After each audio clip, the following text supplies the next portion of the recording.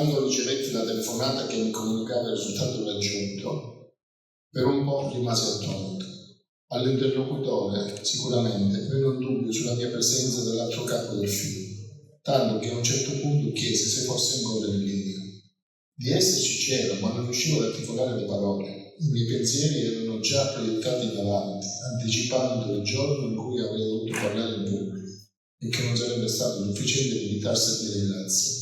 I battiti del mio cuore cominciarono ad accelerare, qualcosa si bloccò tra la gola e la base dello stomaco. Era il momento cruciale, il mio turno, e della breve esposizione che avevo cercato di preparare non rimaneva più nulla nella mia memoria. Quando pronunciarono il mio nome, mi alzai così repentinamente dalla sedia che la stessa, per la spinta ricevuta, rumorosamente indietreggiò.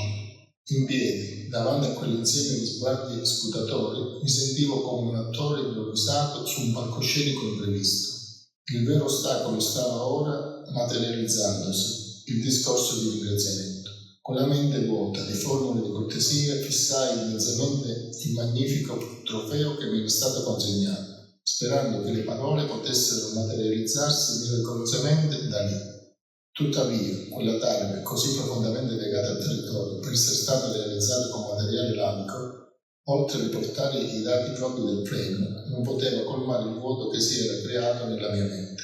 Mentre la tensione cresceva e il silenzio diventava sempre più imbarazzante, presi fiato e iniziai a dire qualcosa.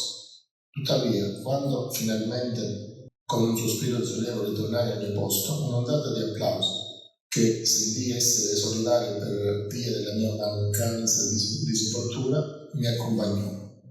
Ancora oggi, dopo tanto tempo trascorso, non sono riuscito a visionare il video registrato quel giorno da mia moglie.